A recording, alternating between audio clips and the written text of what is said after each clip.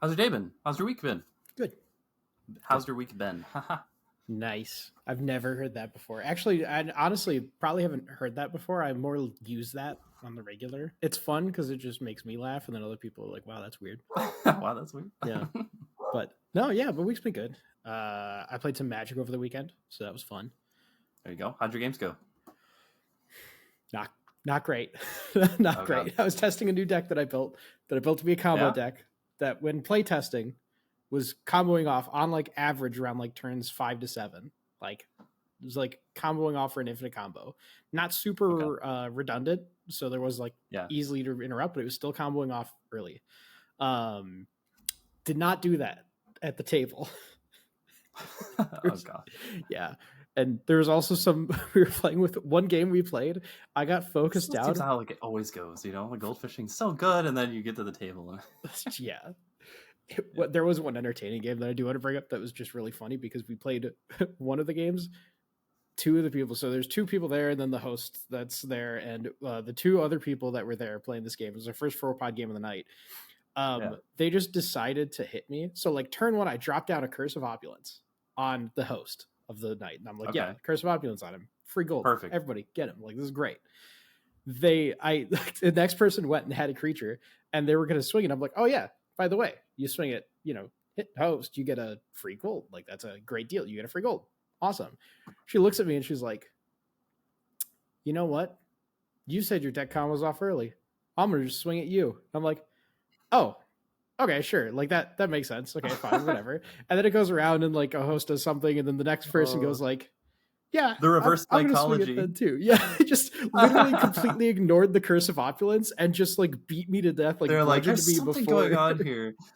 Turn one Curse of Opulence, and they just made an enemy of yourself somehow. Yes. I've never been attacked so aggressively for playing a Curse of Opulence on somebody. Like that was wild to me, but it was so funny while it was happening. Like the host was more like shocked that anything was going on than I was, and it was just such a funny time. So I went over and played Mario Kart afterwards. Nice. Yeah, how about you? How'd your weekend go? Yeah. I've been I don't know, I stopped playing League, like I said, so I've been kind of just doing my own thing. I'm finding other ways to fill my time. A lot of it's been Magic, thinking about brackets and stuff. By the way, what brackets were you playing in?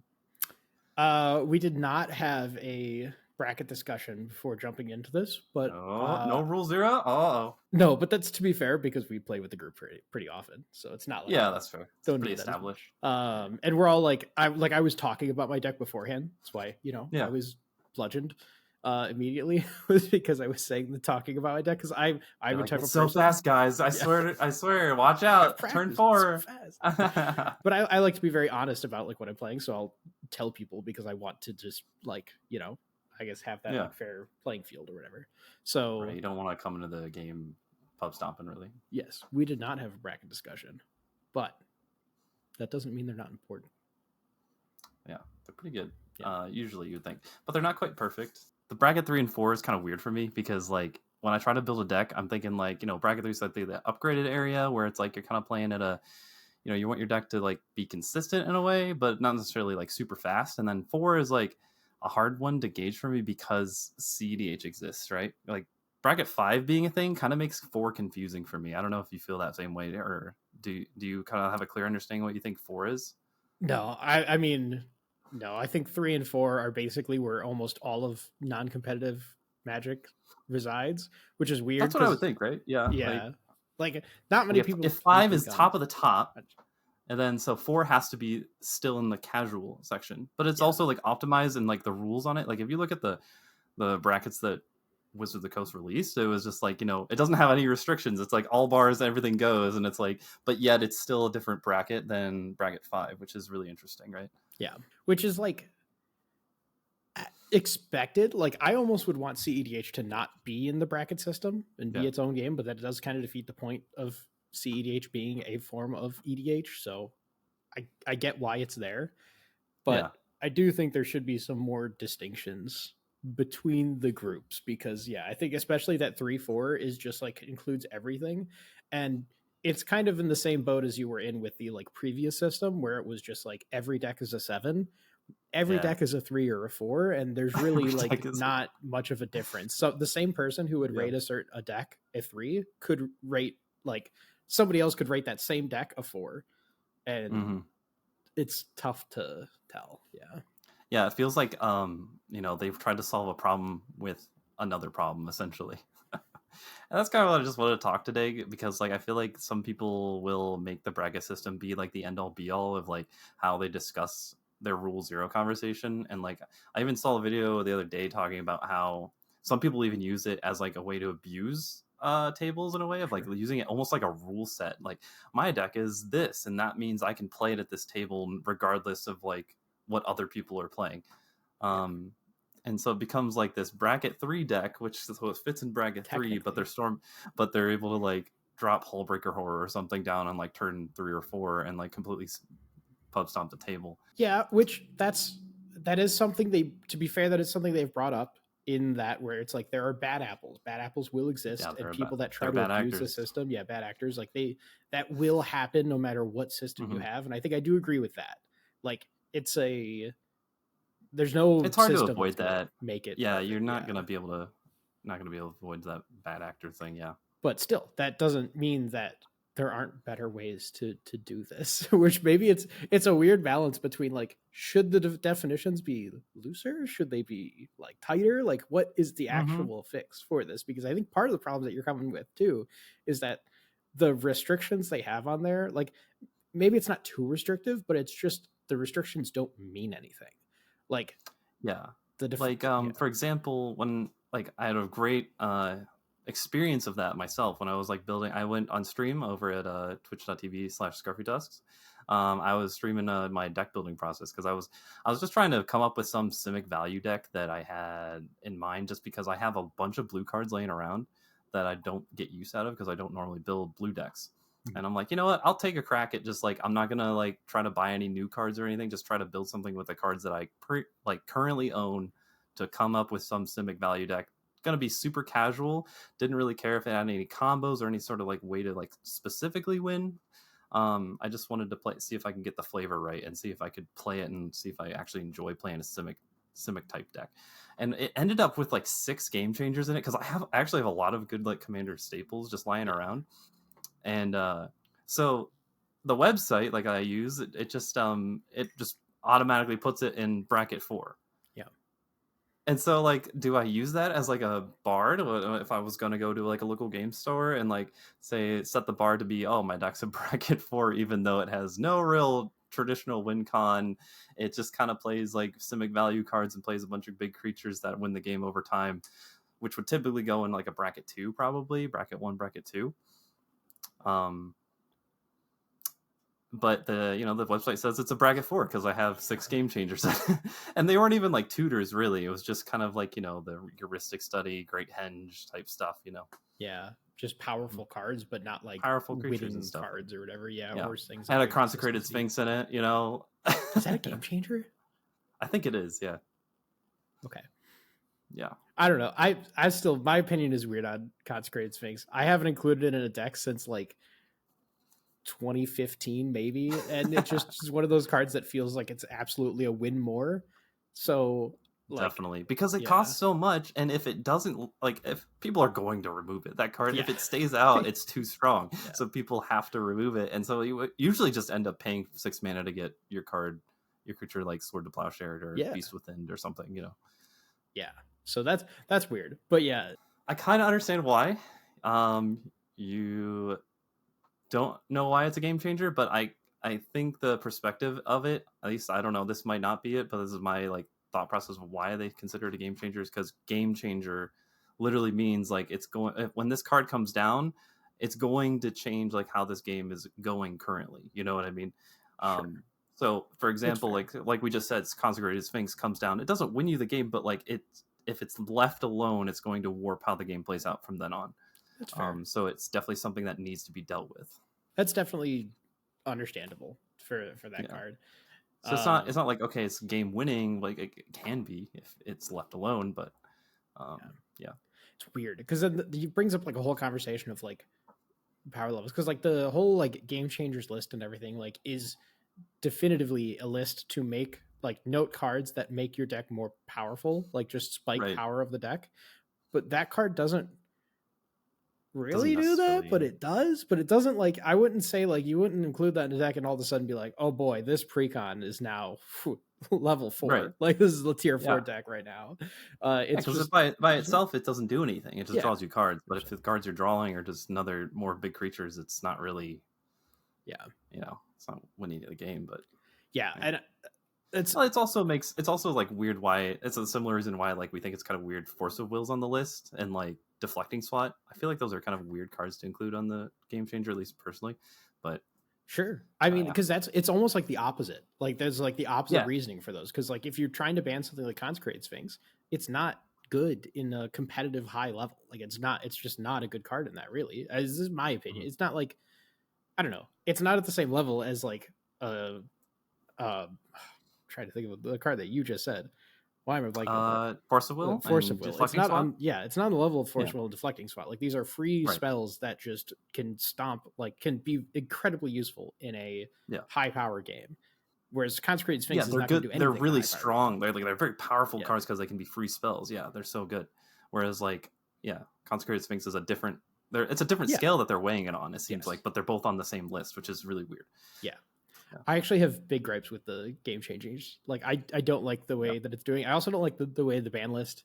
I have grievances with with bringing braids back, because bringing braids back is like, it's not good and competitive, yet it's like horrifying in low power. So what are you trying to do? Are you trying to balance the game for fun, or are you trying to balance the game for high power? Because unbanning this kind of leans towards high power, but then I think they're actively saying that they're not balancing it towards high power, like towards Yeah, like because they'll never CEDH. see it in So like CEDH. So yeah, it's like it's kind of weird. I think game changers in general are something they need to release some more information, and they need to more define what a game changer is for that. Because I think if you're setting brackets based on how many game changers are in there, maybe you need a thing that says like, these are different types of game changers, and like this is how many of each you can include, something there. But yeah, that would be pretty cool. Yeah, I just wanted to talk about that a little bit because I just think maybe people take it a little too seriously about the brackets, and like understandably so. Like I don't blame anybody for maybe taking it a little bit too far with the bracket system, because it's an official list that they come out with from Wizards, and you expect it. Okay, like this is something we should follow because it's like official in the game. I just think it's definitely not the player's fault that this happens, and more so that Wizards of the Coast probably needs to do a little bit better job of defining how the brackets and the game changers specifically too are defined. Because like especially like there was I think it was bracket 3. I don't remember if it was bracket 2 or 3 that has the one that says few tutors as a criteria. It's like what does that mean? You could have a few tutors. Like what does that mean? 2, 3? Are we? yeah, And what are there certain tutors that we're gonna say are okay, or like I can have 4 if one of the tutors is just like a tutor for like a land, like does that count? Like well, also the fact I think I was listening to another video like on this, is like a little bit of research beforehand, and apparently Worldly Tutor is not a game changer. That's weird. It's just like all these good tutors are banned, Okay. and then Worldly Tutor, or not banned, but like are game changers, and Worldly Tutor just isn't, which is kind of crazy because it's on the same level at least of a lot of those other tutors. Right. Yeah, that's pretty weird. And I get it. Like they're technically still in beta with it, but like come on, it's been out for like what, 5 or 6 months now. It's like it's amazing they haven't actually updated it and come out with something a little bit more detailed by now. But and one thing I do want to say too with this is I don't know if they've communicated this enough. I do think the intent and the purpose of them should be, at least, is a tool to use at a rule 0 conversation. It is not in any way, shape, or form the end all be all. It is not a like, if your deck is your bracket 4, you can't play against bracket 2, you can't play against bracket 3. Like it shouldn't be used like that, and it shouldn't be used like you were saying before too, with people like putting their deck technically is in bracket 2, but has ways to win and makes it not be a bracket 2 deck. It's built like a bracket 4 deck. So right. I think that is something that should be said. Like this is a tool to use for people to have that rule 0 conversation, to make sure that when people are sitting down and playing a game of Commander, everyone can have a good time. Like that's what it's there for. Right. So And I think people got that distinction when it first came out, but I think as time goes on, people forget.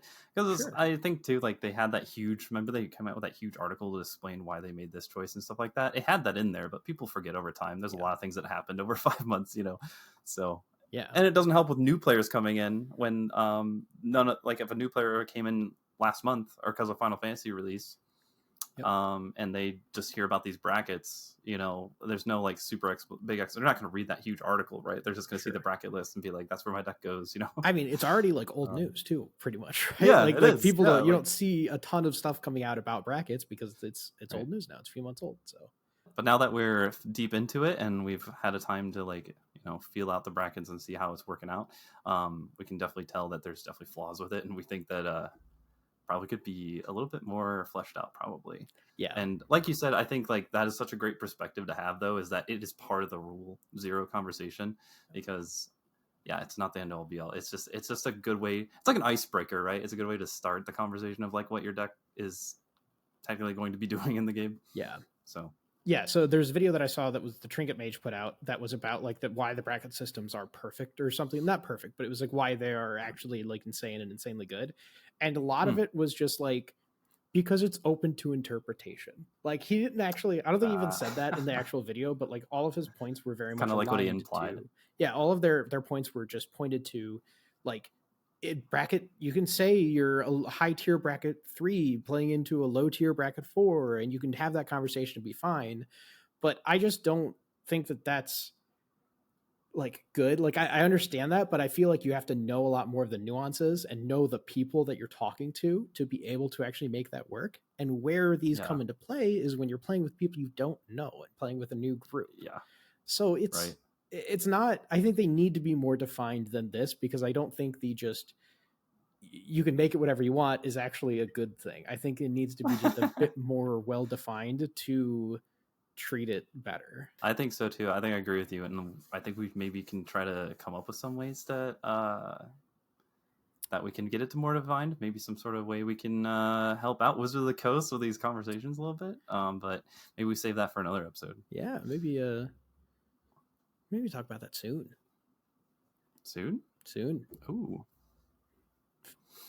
I don't know how to segue this, but fast video release transition into 1 week from now. Right. Just be holding up cards and just be like, just like, boom. yeah, we're already there in the future. Yeah, another thing. So kind of defining like with the like video talking about how everything's up to interpretation. I think that the big part of that is like brackets 3 and 4 are the same but different. The same but different. Yeah, Yes. like there's a few small That's like changes. the perfect definition of what they are right now, in my opinion. Yeah. Yeah, it's like they're not quite like they're, I don't know. There's a few stipulations to like make your deck bracket 4, confirmed that it's bracket 4, but those stipulations don't actually make a good deck. So like it doesn't make your deck more powerful, which bracket 4 is supposed to be more powerful than bracket 3. Oh, I actually have a different interpretation that I thought of today when I was looking through some CTH lists, but I'll get that after you continue your point. I think that was pretty much my point for that one. It's just that there's such a wide gap between like the two. Like 3 and 4 are just so like it's one category. It's kind of again back to the old power system where everything is a 7, every deck is a 3 or a 4, and it's really hard to actually tell what's in between that. It's interesting, yeah, because I also had that feeling when I was thinking like when the brackets came out, I was like, okay, we're probably playing like our playgroup's probably playing like a power 4-ish maybe, because we're doing like some of our decks are pretty tuned, right? Sure. And then most like our like average decks are probably more bracket 3, I'd say. But then like that line is kind of blurred of like what dictates which ones are which was like kind of confusing. But then I also had another perspective thrown at me today of like if you look at bracket 4s and compare it, instead of comparing it to bracket 3 and saying like they're kind of so close together, try to compare bracket 4 with bracket 5. And you look at it and like the definitions are pretty much the same, except one just says competitive. But it's and so when I think about optimized, I'm like looking at this, I'm like, okay, so then if you're thinking about like an optimized version of a deck, then what kind of changes the difference between 4 and 5. The biggest definition is that competitive means I'm playing this at tournaments, or I'm playing this in a metagame. Some sort of metagame is involved. You're building a deck around countering specific popular decks that you're going to run into more often. Whereas 4 would be that optimized situation. Like maybe I'm playing like a classic Marin list that used to be like considered CDH, but it's too slow to really fit in the metagame now. It actually bumps her into bracket 4, even if you're running all the fast mana rocks, like a super fast turn combo with like turn 4 combo with the Chain of Smog and whatnot. Chain of Smog and like that Necromancer guy. I don't remember his name, but you get what I'm talking about. Like, so essentially, or like Gitrog Monster is a good example. Like he's a very popular CEH commander, but honestly, most people have shied away from playing him in tournaments because it's too slow of a deck. Like Golgari just doesn't really fit the bill for the current meta. Sure. Yeah, and I think it's interesting too to bring up just the fact that like while a tier 4 decks can be considered tier 5 decks because their restriction is not there.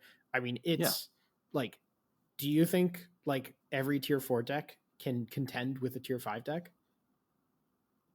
Right. That's like isn't that a confusing part? I mean, actually it can't. Like, I don't think it can at all.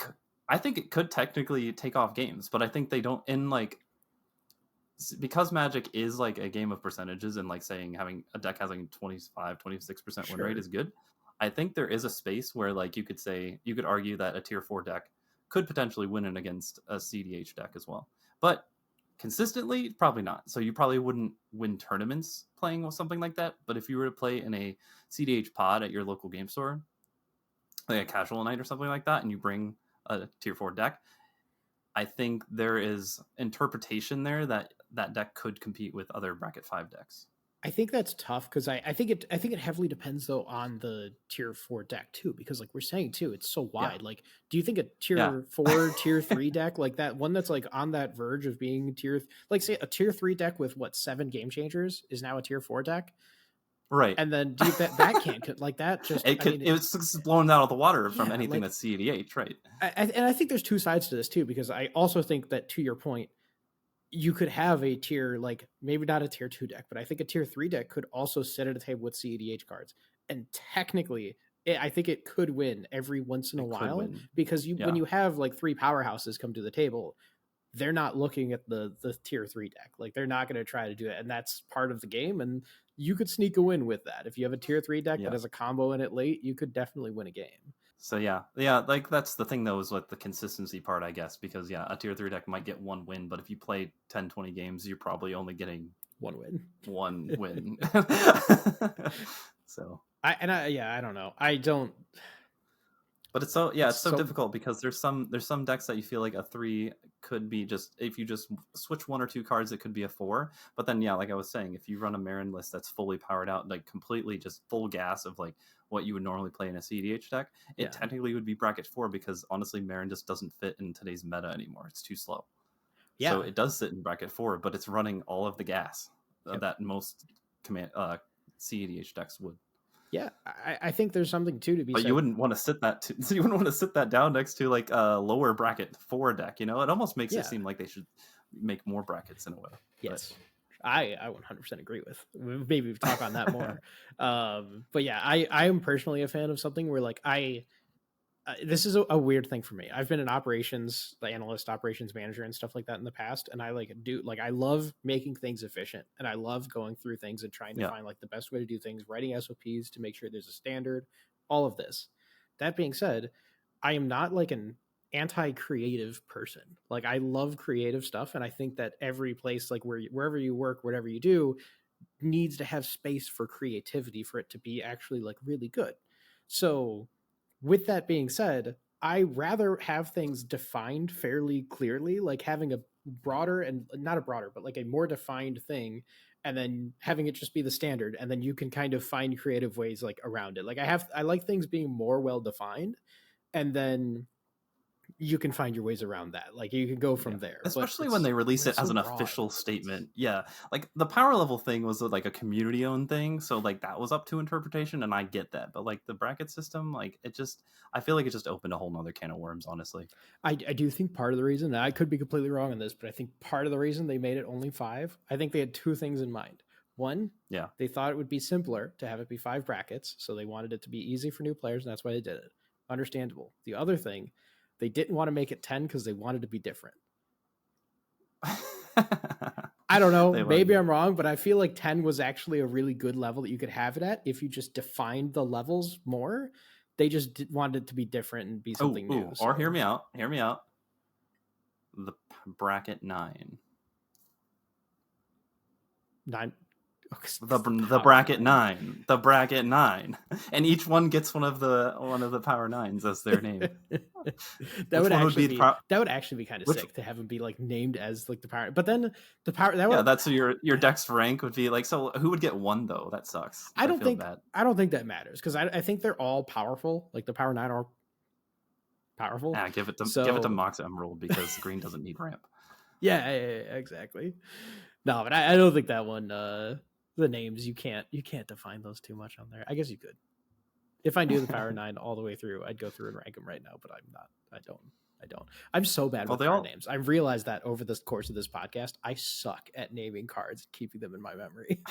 Yeah, that's fair. I just remember effects are like the art essentially usually. Yeah, fair.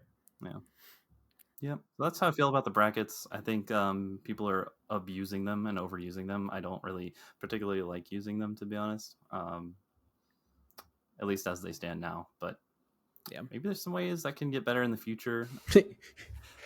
What up? We can discuss a little bit about that soon, where maybe we have some ideas that we could use to fix that. Yeah, but that's all I have to say. Do you have anything else to say? No, I mean, I can do a little TLDR for this one, where it's just like, remember, they are just guidelines. It's not an end all be all. It was never meant to be that. So just like, remember, this is all about making the Rule 0 conversation easier. So use it, but don't abuse it. There you go. I like that. Thanks for listening, you guys. This is a little bit of a shorter episode. I know we're going to try to do things a little bit different here because we want to get a little bit more content out to you guys a little bit more consistently. So this is thanks. Don't forget to like, comment, and subscribe as well. Yeah. And if you don't got anything else, then I think that's all we have as the Etched companions here. Go Crew. You're playing that? Go Crew. But all right. Bye, guys. Thank you.